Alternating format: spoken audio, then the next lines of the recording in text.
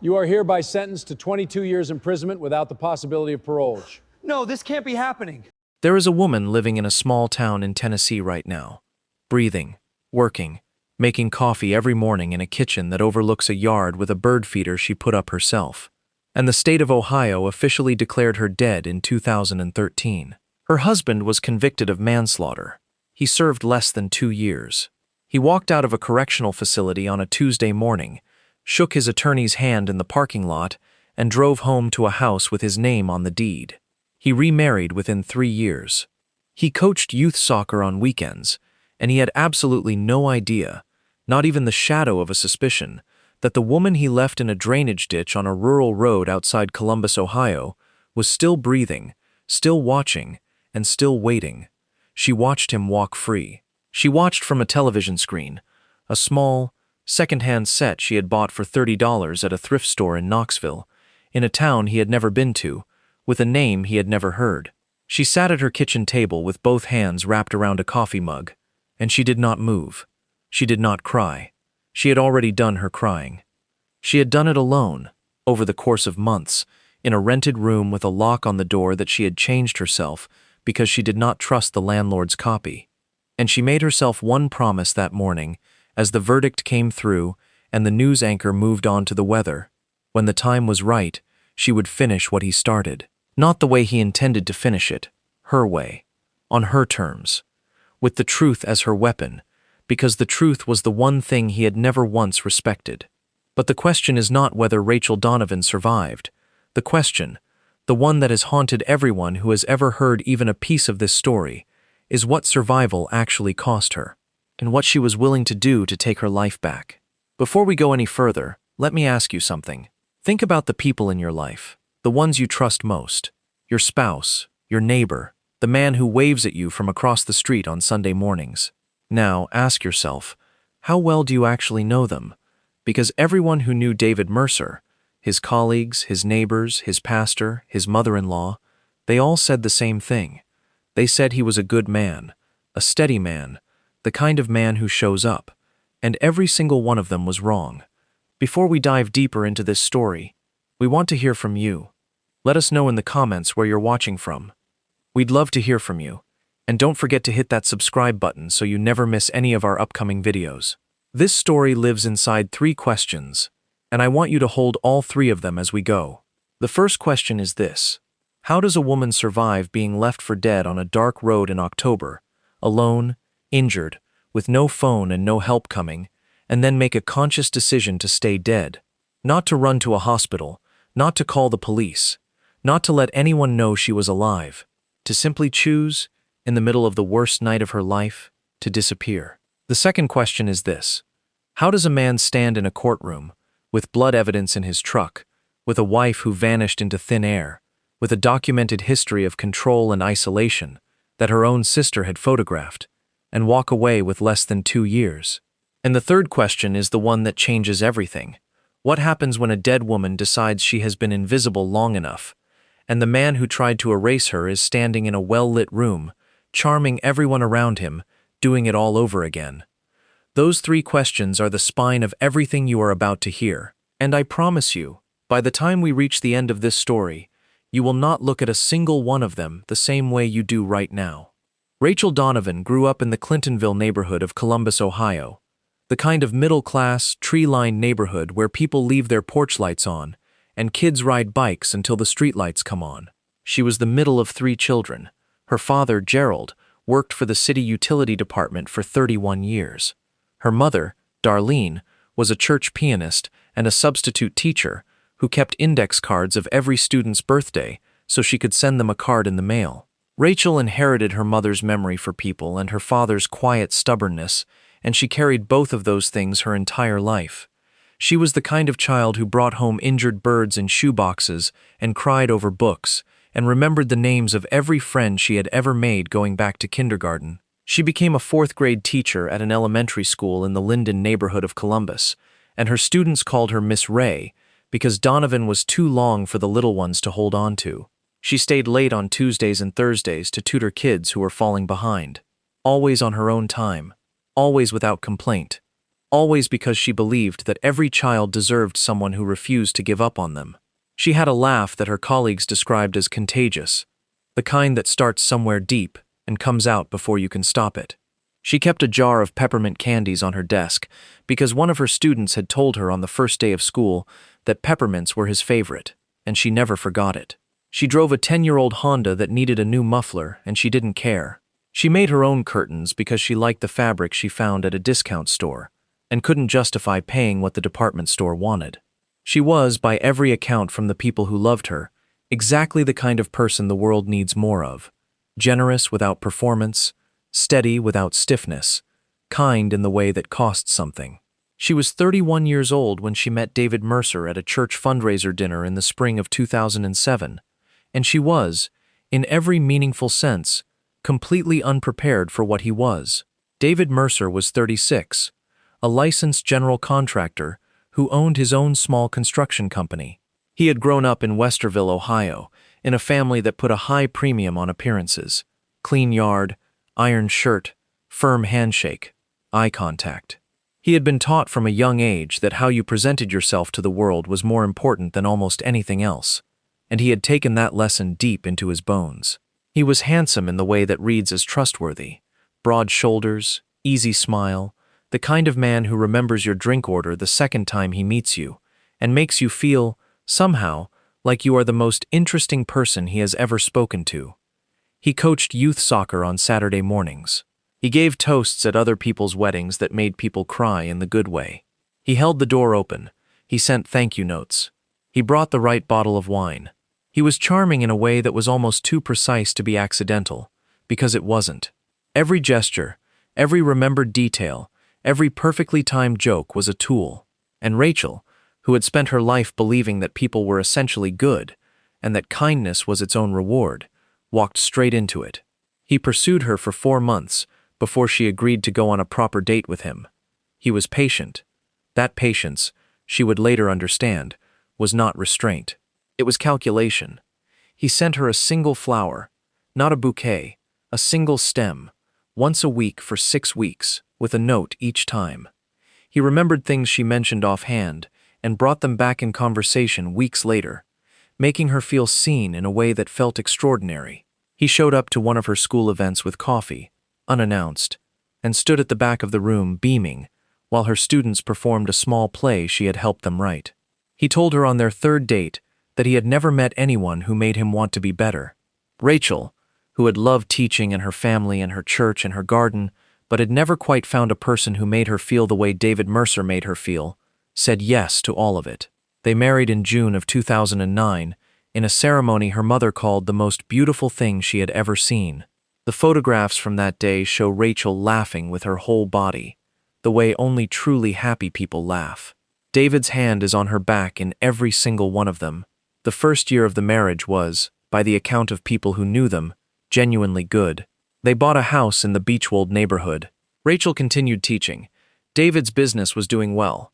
They had dinner parties and argued pleasantly about whose family made better potato salad, and spent Sunday mornings at church and Saturday afternoons at home improvement stores arguing about paint colors. But somewhere in the 2nd year, slowly, almost imperceptibly, the way a foundation crack begins, things began to shift. It started with small things.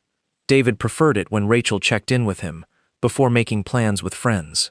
He didn't like her staying late at school on Tuesdays and Thursdays.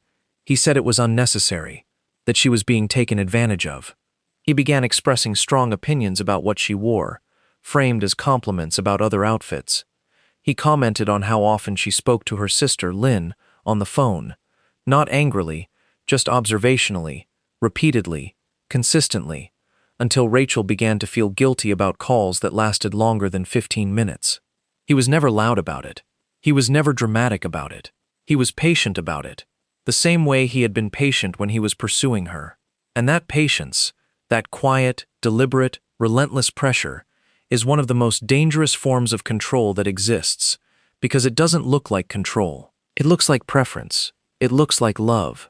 It looks like a man who just wants to be close to his wife. By the 3rd year, Rachel's friendships had contracted. She saw her colleagues only at school. She saw her sister Lynn less frequently, and when she did, She was guarded in a way Lynn had never seen before. She stopped going to the Tuesday and Thursday tutoring sessions, not because David had ever explicitly forbidden it, but because the cost of going had become too high. By the 4th year, Rachel Donovan, who had been one of the warmest and most connected people in every room she had ever walked into, was largely alone. Alone in a house with a man who had never once raised his hand to her, not yet, but who had systematically removed every person and every anchor that might have caught her if she fell. And the reason that detail matters, the reason I need you to understand it before we go any further, is because this is exactly how it works. This is the documented, studied, clinically recognized pattern of coercive control that experts in domestic violence have been trying to explain to courts and communities for decades. It does not begin with a fist. It begins with a flower. It begins with patience. It begins with a man who makes you feel like the most important person in the world, and then, slowly, makes sure that world gets smaller and smaller until the only person left in it is him. In the late winter of 2012, Rachel made contact for the first time with a domestic violence organization in Columbus called the Choices Resource Center. She did not go in person. She could not go in person. She called from the school bathroom during her lunch break, sitting on the floor with her back against the door, speaking in a voice barely above a whisper, because she was afraid that even from miles away, somehow, he would hear her. The woman on the other end of that call had been trained for exactly this conversation. She did not push. She did not rush. She listened, asked careful questions, and told Rachel 3 things: that what she was describing had a name, that she was not imagining it, and that there were options. Rachel thanked her and hung up. She did not call back for 6 weeks. But something had shifted. Naming a thing, even just to a stranger's voice on a telephone, changes your relationship to it. Rachel began very carefully to gather information. She kept a small notebook in the inside pocket of her coat.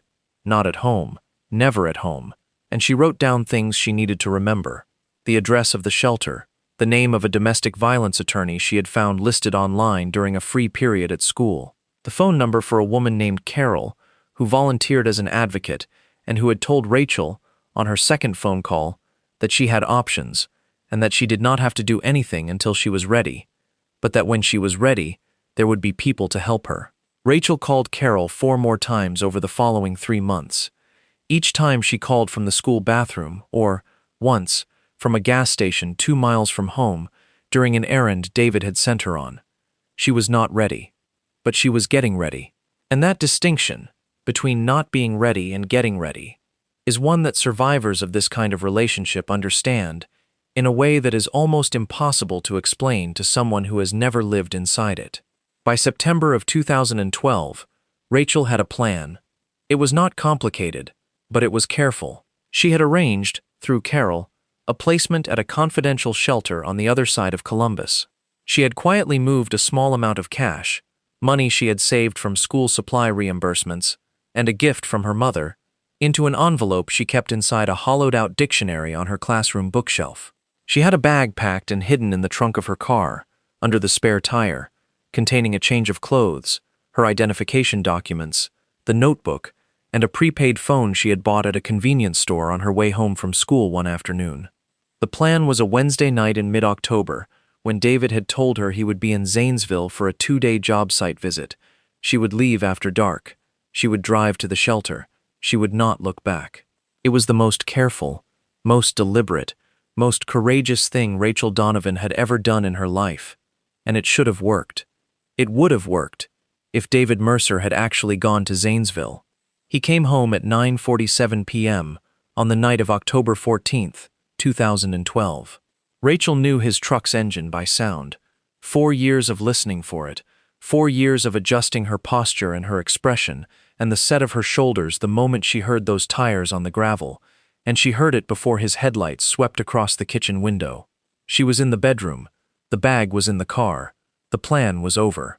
In the space of maybe 4 seconds, she made a calculation that anyone who has ever been in genuine physical danger will recognize. She assessed what she had, what he had, and what the next few minutes were likely to contain. She reached for her phone from the nightstand. She had dialed the first digit of 911 when he came through the bedroom door. What happened in that house on the night of October 14th is known only through physical evidence, through what Rachel was later able to describe, and through what investigators were able to reconstruct from a crime scene that David Mercer spent several hours attempting to erase. Rachel was struck. She was struck more than once. She was dragged. She lost consciousness at some point during what investigators would later estimate was somewhere between 45 minutes and an hour and a half inside that house. When she next became aware of herself, she was in the bed of David's pickup truck, wrapped in plastic sheeting, traveling at highway speed in the dark. She could hear the radio. He had the radio on, a country station. She remembered that specifically. She remembered lying there in the dark, in pain she could not fully process, and hearing a song she recognized on the radio and thinking that she needed to stay very, very still. David Mercer pulled off State Route 40 at approximately 1:15 a.m. and drove down a county road that he knew well. He had used it for years as a cut-through to reach a quarry where he occasionally sourced materials. He turned off his headlights before he turned onto the road. He drove to a specific point, a place where the road curved and a drainage ditch ran alongside it, deep enough in a wet October to hold standing water. He stopped the truck, he opened the bed, and he did what he believed, in that moment, would solve every problem he had. He left her there, in the mud and the cold water and the dark, on a night when the temperature had dropped to 34 degrees and the forecast called for rain. And then he turned his truck around, drove back the way he came, and went home to clean his house. Rachel Donovan was not dead. She was not dead because the human body, when it is fighting for survival, is capable of things that seem almost impossible from the outside. She was not dead because she regained consciousness in that ditch through a combination of the cold water hitting her face and the pain in her side, and something else, something that she described later as a voice, though she is not a dramatic person, and she did not say it dramatically. She said it simply and plainly. Something told her to get up, so she got up. It took her a long time. She did not know how long. She crawled out of the ditch onto the road, and she lay there for a moment, looking up at a sky that was beginning to lighten at the edges, and then she stood. She had no phone. She had no wallet. She was injured, cold, and wearing the clothes she had been wearing when David came through the bedroom door. She began to walk. She walked in the direction that felt like it led away from where his truck had gone. She walked for what she would later estimate was close to 2 miles before she saw the lights of an all-night truck stop.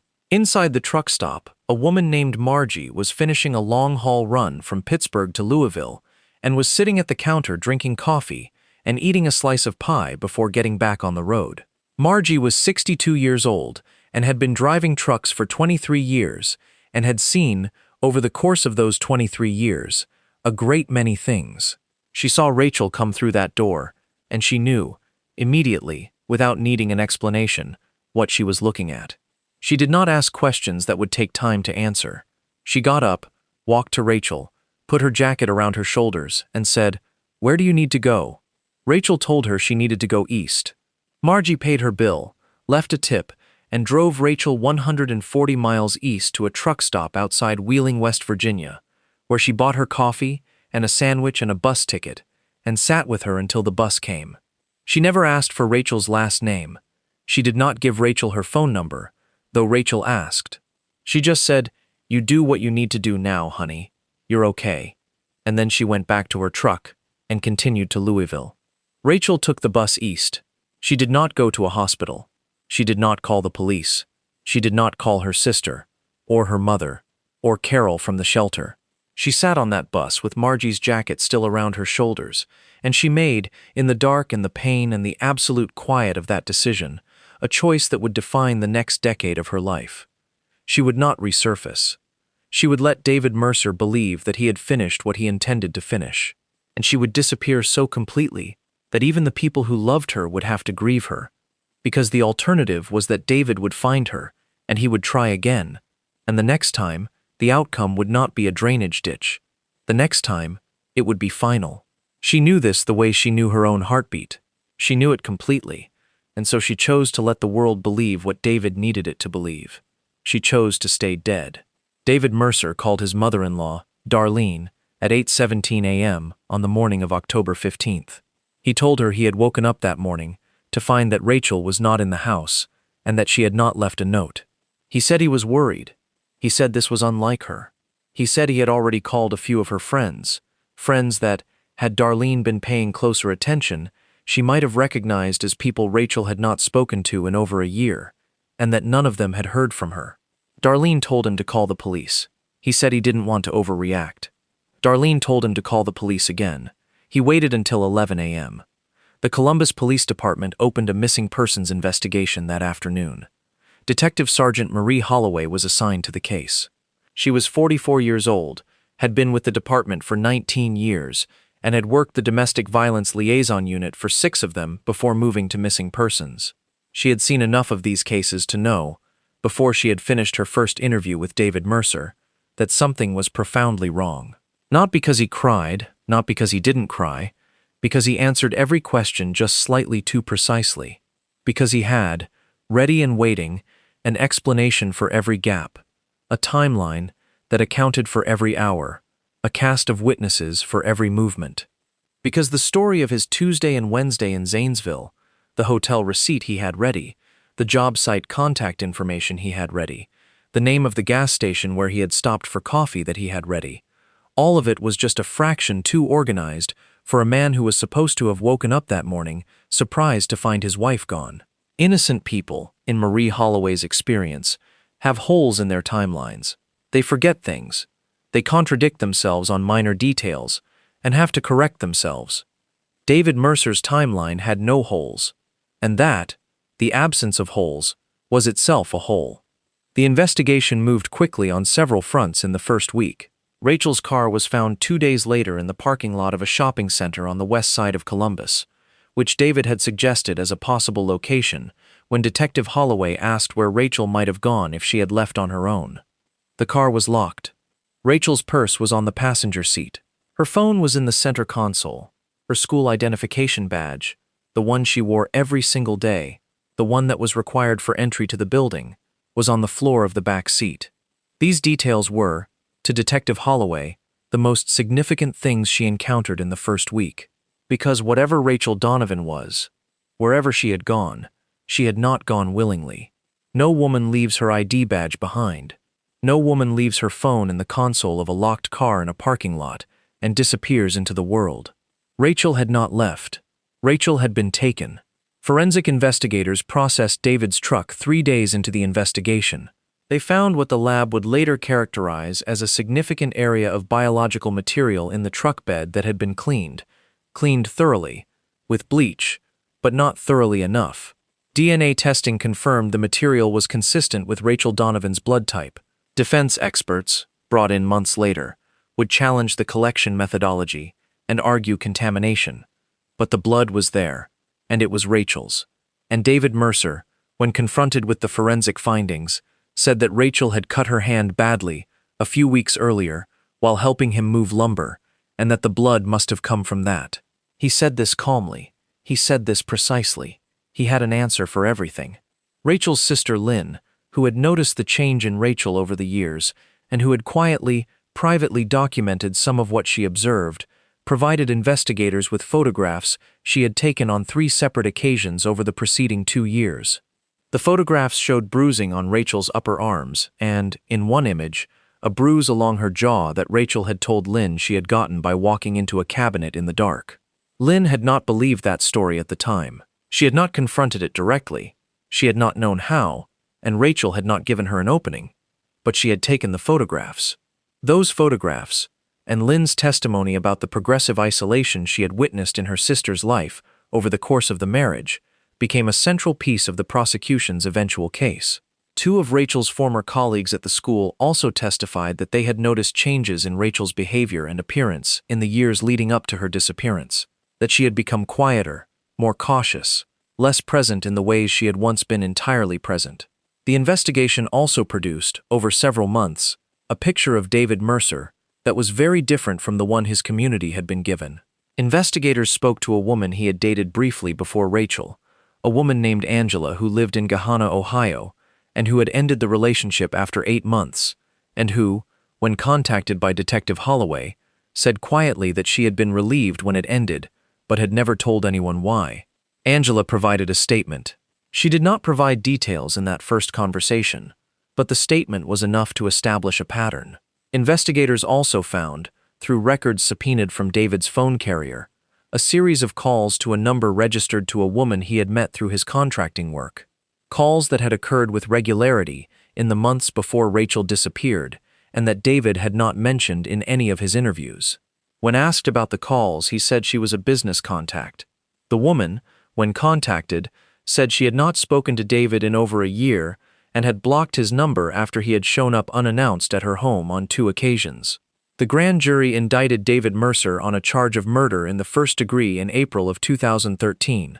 The state officially presumed Rachel Donovan dead. Her body had not been found, but the combination of the blood evidence, the timeline inconsistencies, the documented pattern of control, and the physical evidence at the truck stop parking lot, where investigators now believed Rachel had been transported, were sufficient for the court to issue a death presumption. The presumption of death certificate was issued in June of 2013.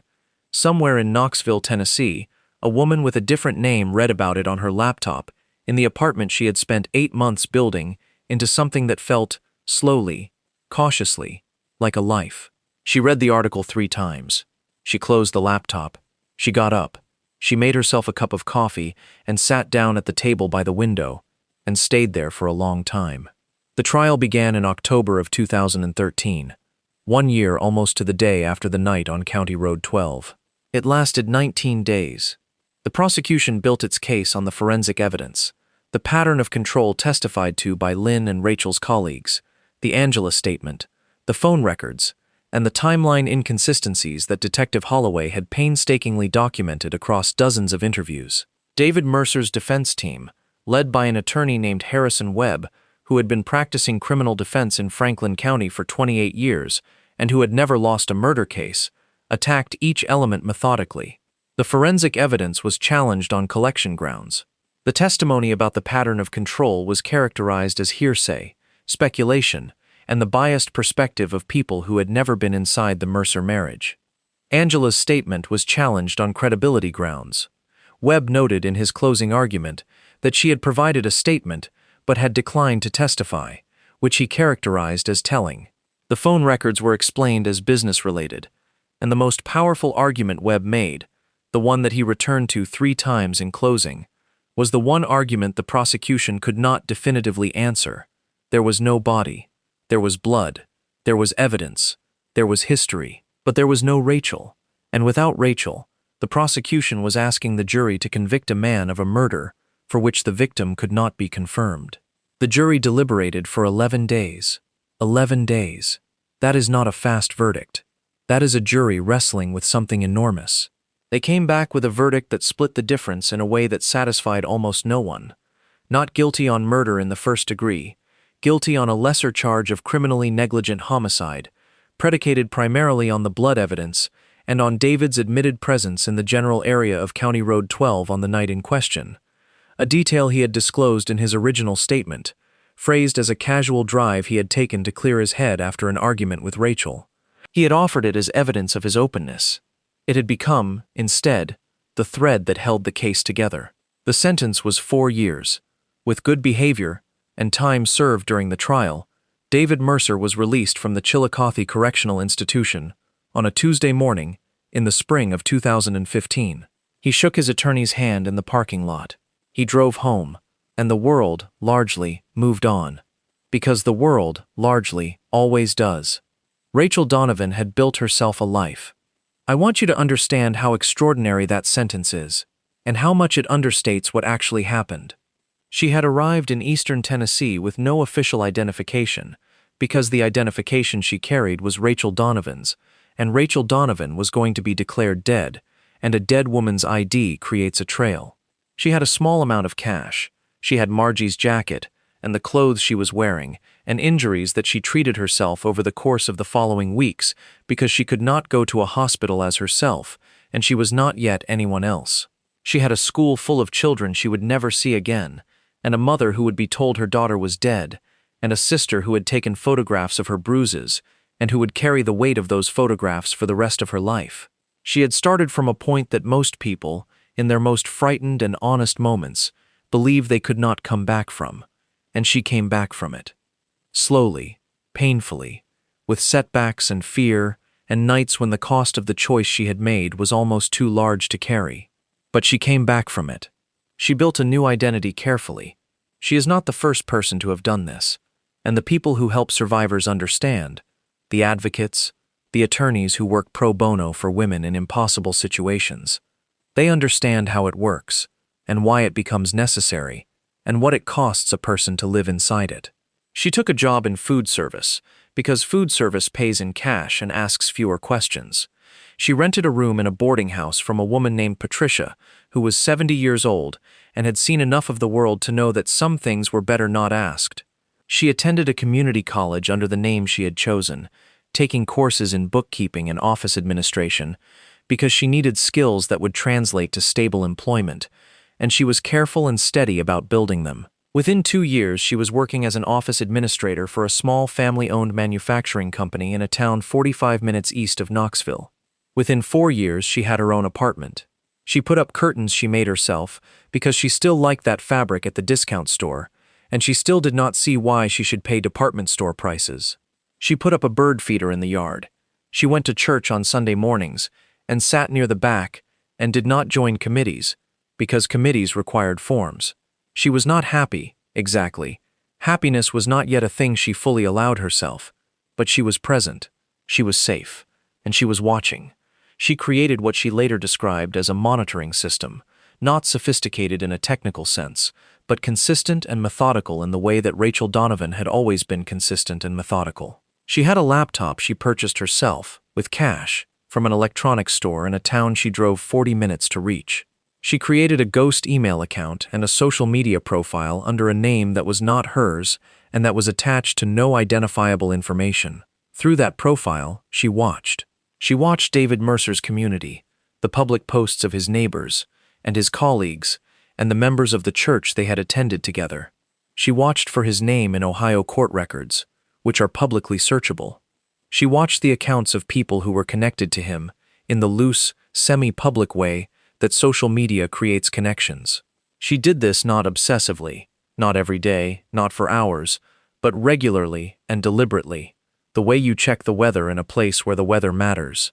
Because to Rachel Donovan, David Mercer was weather. He was a condition of the world she had to account for. He was a variable she could not afford to lose track of. In the spring of 2017, a woman she did not recognize appeared in photographs on a public account belonging to one of David's former colleagues from the soccer league. The photographs were from a party, a backyard party, the kind that happens in Columbus in May, when the weather finally turns. David was in several of the photographs. Beside him, in 3 of them, was a woman, early 40s, dark hair, a wide smile that looked easy and genuine and open. Her name was Sandra Aldrich. Rachel found her public profile within an hour. Sandra was a nurse at a hospital in the Columbus suburb of Dublin.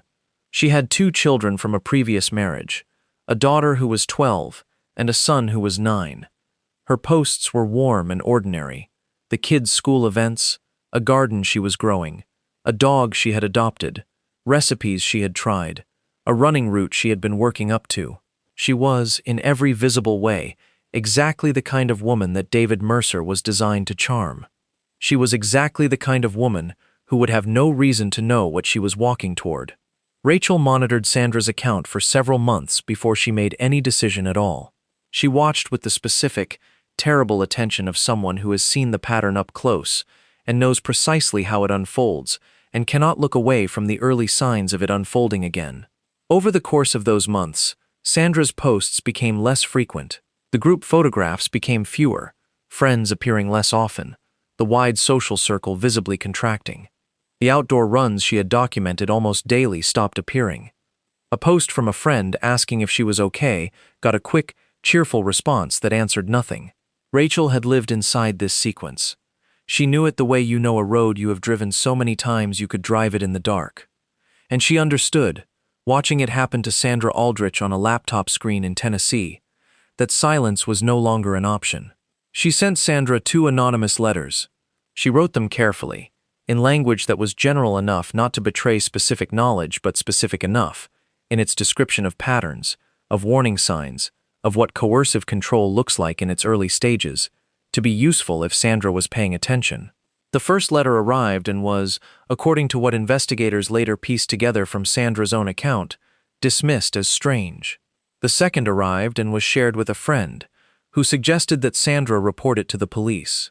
Sandra went to the police and told them she had received 2 anonymous letters implying that her boyfriend was dangerous. The officer who took her statement noted it in a log and told her to let them know if she felt threatened. The letters were filed, nothing further happened, and Rachel, watching from a distance, understood that the letters alone were not going to be enough.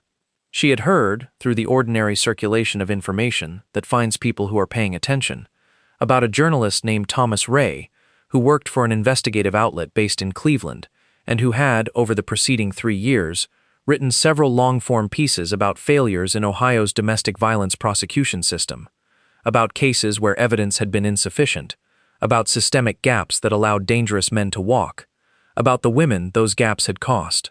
Rachel found his email address on the outlet's website. She wrote him a message from an account that held no identifying information, offering to provide detailed background information about a case she described only as a miscarriage of justice, involving a domestic violence conviction in Columbus in 2013. She said she could not identify herself. She said she could provide documentary information, timelines, and a lead on a witness who had never been contacted by investigators. She said she needed him to decide whether the story was worth pursuing before she gave him anything further. Thomas Ray replied within 48 hours. He said he was interested. He said he would be careful. He asked only one question: was she safe? Rachel wrote back, "For now." Thomas Ray spent 8 months investigating the Mercer case before he published a single word. He is, by professional reputation, the kind of journalist who does not move until he is certain of the facts, certain of the sourcing, certain that what he is about to put into the world can withstand scrutiny. He re-interviewed family members who agreed to speak with him on background. He obtained the original trial transcripts through public records. He sourced and reviewed the forensic reports from both the prosecution's experts and the defense's experts, and submitted them to an independent forensic pathologist at Case Western Reserve University, who had no prior connection to the case. The independent pathologist's assessment of the collection methodology challenged at trial, she found no significant deviation from standard protocol. He tracked down a gas station receipt, a physical, time-stamped gas station receipt from a station on County Road 12, that placed David Mercer's vehicle at that specific location, 1 hour and 43 minutes later than David had stated in his original timeline. That receipt had been in the possession of the county sheriff's office since the original investigation. It had not been presented at trial. Thomas Ray found it in a box of supplementary materials that had been archived and never fully reviewed. He published his piece in the spring of 2018.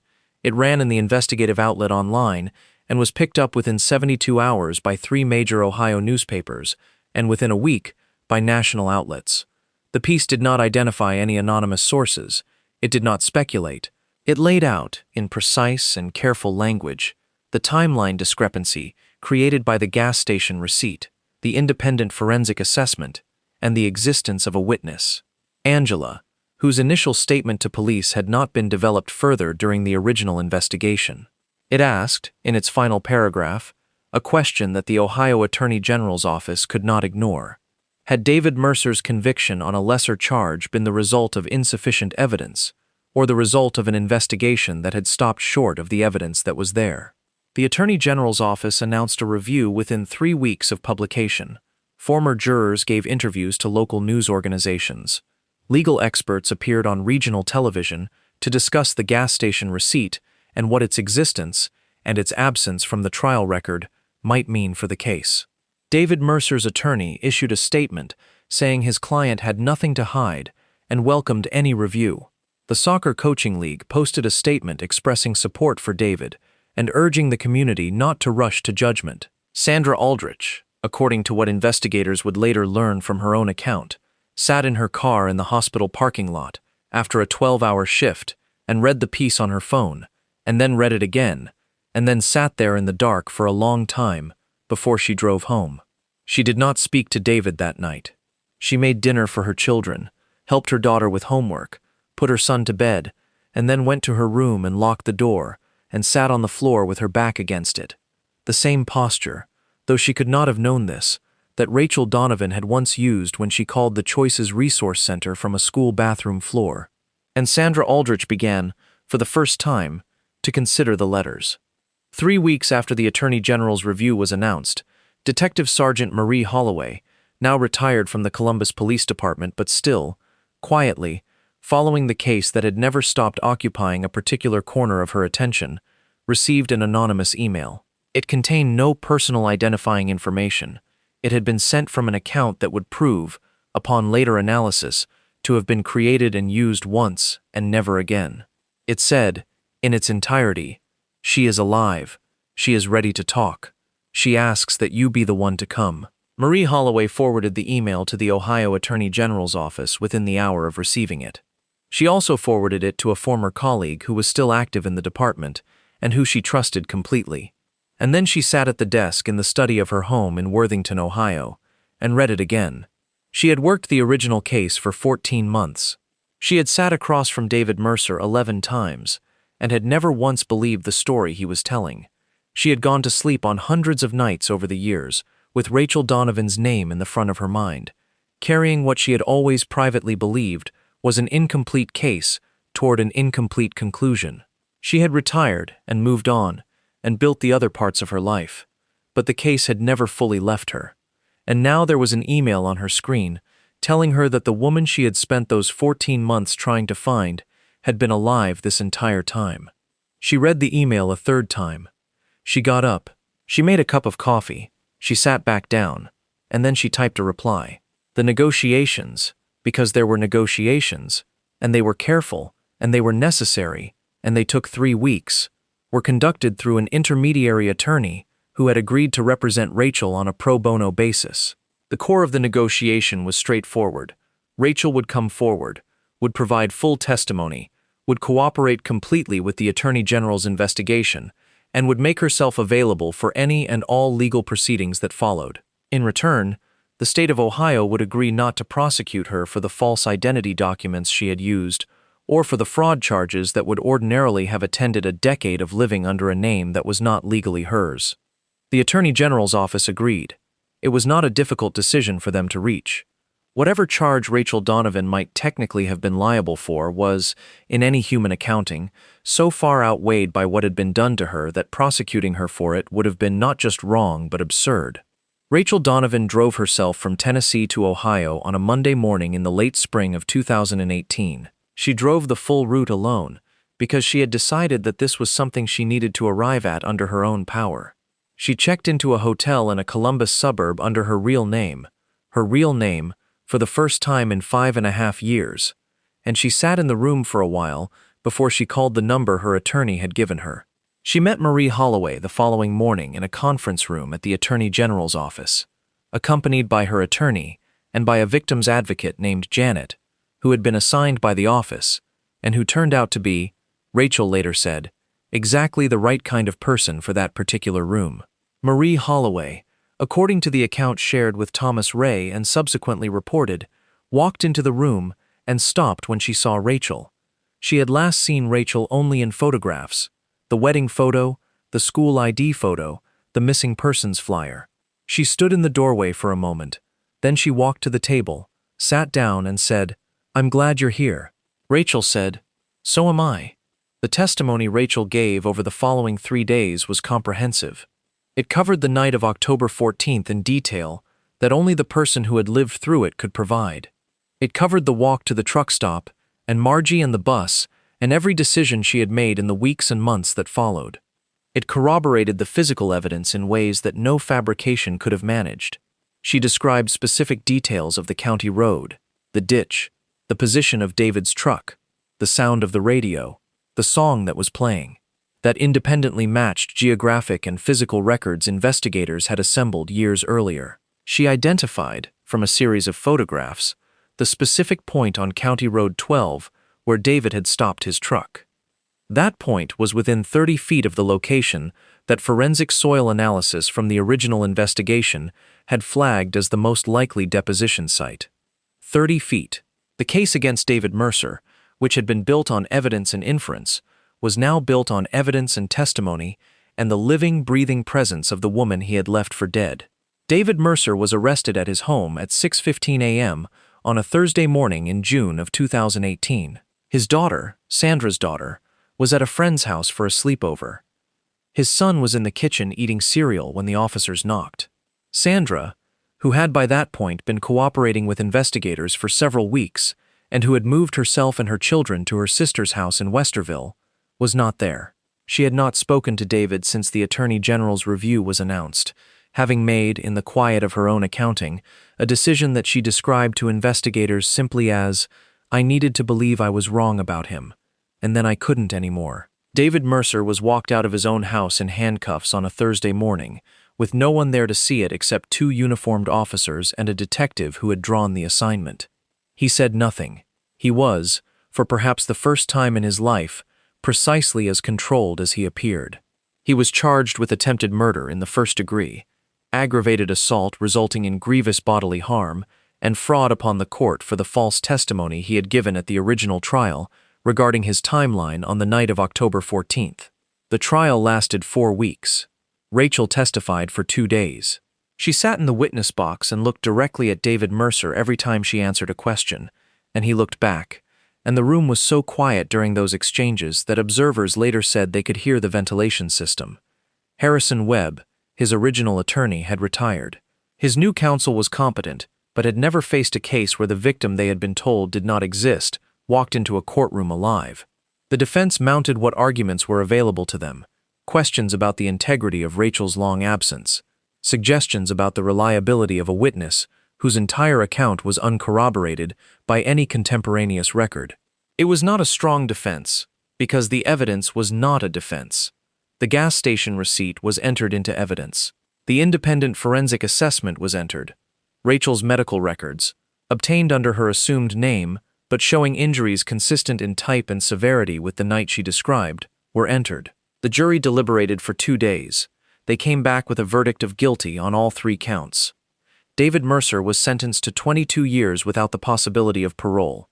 He was 53 years old when the sentence was handed down. He was taken from the courtroom in handcuffs, the same as the morning they had come to his door, and if he experienced anything in that moment that resembled what Rachel experienced on the night of October 14th, the cold, the dark, the absolute uncertainty about what came next, he gave no outward sign.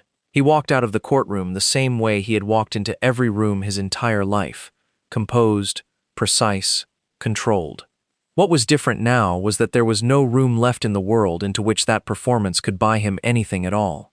Rachel did not attend the sentencing hearing. She had given her victim impact statement in writing, and her attorney had read it into the record. It was not long. It did not catalog everything he had done to her or trace the full arc of what the preceding years had cost. It said, in part, that she had made the choice she made on the night of October 14th, not because she was brave. She had not felt brave, she said. She had felt terrified, but because she was not willing to let that night be the last thing that happened to her. She said she had thought, over the years of her absence, about the children she had taught, and about what she would tell them if they were sitting in front of her in the classroom and the situation were reversed.